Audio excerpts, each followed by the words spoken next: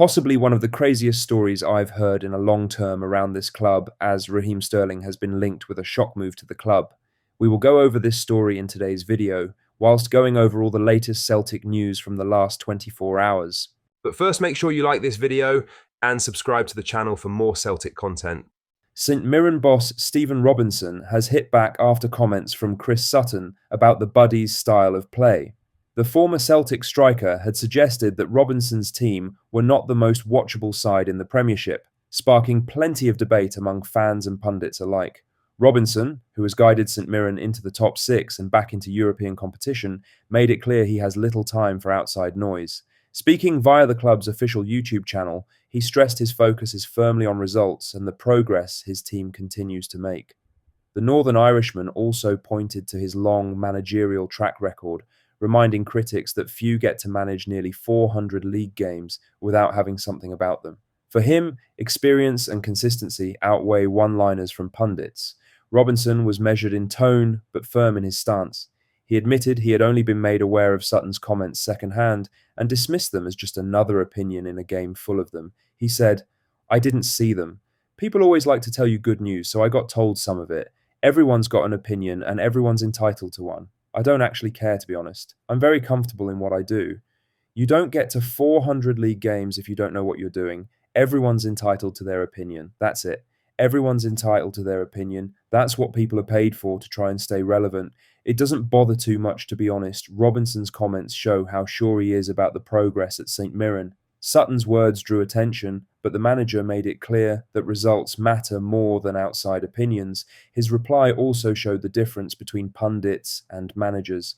Sutton may look to create interesting debates, but Robinson is focused on shaping a solid and competitive team. For St Mirren, the picture is clear. With Robinson in charge, they keep pushing beyond what many expect. His long record stands as proof against any doubts. In the end, Robinson's relaxed reaction shows he won't lose focus. Now for the main story, as reports earlier today from Football Transfers suggested Brendan Rodgers could look to reunite with Raheem Sterling at Celtic. The Chelsea winger, once coached by Rodgers at Liverpool, is said to be out of favour at Stamford Bridge, and a potential loan move north was floated as an option.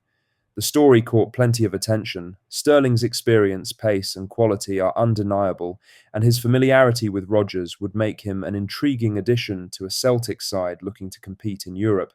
On the surface, the links tick plenty of boxes, but the financial reality makes this one of the most unlikely rumours of the year. Sterling is believed to earn around £300,000 a week at Chelsea. The report suggested Celtic could look at a loan where they cover £50,000 a week, with Chelsea paying the rest. Even that figure would equal the very top of Celtic's wage structure. Currently, Celtic's highest paid players are understood to be on salaries close to £50,000 a week, a number that already stretches the budget by Scottish football standards. To match that level for a loanee, while relying on Chelsea to cover a huge chunk, would be a massive gamble for a club that prides itself on sustainable spending. In other news, the debate around Celtic's long-term ambitions took another twist this week, as former Hoops star Peter Grant reflected on the idea of the club one day leaving Scottish football behind. Grant was asked about reports that Celtic are not planning to rebuild the main stand at Celtic Park while still in the SPFL. The revelation has added fuel to suggestions that the board continues to keep one eye on the possibility of playing elsewhere. Grant admitted it was a complicated subject, pointing out how previous attempts to link Celtic with other leagues had fallen flat. He highlighted the major roadblocks that stand in the way of any potential move, particularly south of the border. And while he could see how leaving the SPFL might make things more competitive in the short term, he was clear that it would not necessarily strengthen the wider game in Scotland. He said, "It's very interesting. I don't know where to go on that. Remember, before we went down to Wales to try and get another team in Wales, and that's the way Celtic were going to go. All this sort of thing. I don't know who is going to accept it. The problem is in England, if we went down to England, for instance, from the lowest ranked one, they would all say, 'No way are we moving out for Celtic or Rangers, it's not happening.' Up here, would it make it stronger? It would be more competitive for the league, but it wouldn't be stronger." Grant's comments show the tricky position Celtic are in when thinking about the future. The money on offer in English football is clear, but the political and practical barriers are still huge. He also pointed out the bigger picture. Supporters may dream about the bright lights of the Premier League, but English clubs have no real interest in letting Celtic or Rangers cut in line. For Scottish football, losing its biggest club would bring as many issues as benefits. Games could be tighter, but the league would lose much of its global profile without Celtic. In short, Grant feels this chat is more about hope than reality. Celtic might look to bigger plans in time, but right now both their future and any talk of a new main stand are rooted in the SPFL. In other news, Celtic have given season ticket holders until 5 p.m. today to secure their seat at Celtic Park for the Europa League group stage. The four-match package covers fixtures against Braga, Sturm Graz, Roma and Utrecht, offering supporters the chance to back Brendan Rodgers' men under the lights at Paradise. With the Hoops chasing progression into the knockout stages, the atmosphere at home will be crucial. But not everyone is rushing to sign up. The deadline has sparked debate among the fan base. Many Celtic supporters live for these European nights and see the package as an unmissable chance to test themselves against high-quality opposition. Roma, in particular, will bring glamour, while Braga and Sturm Graz represent very real hurdles in the fight for qualification. Utrecht, though less high-profile, add intrigue with a growing reputation in the Netherlands. Yet, some sections of the support are holding back.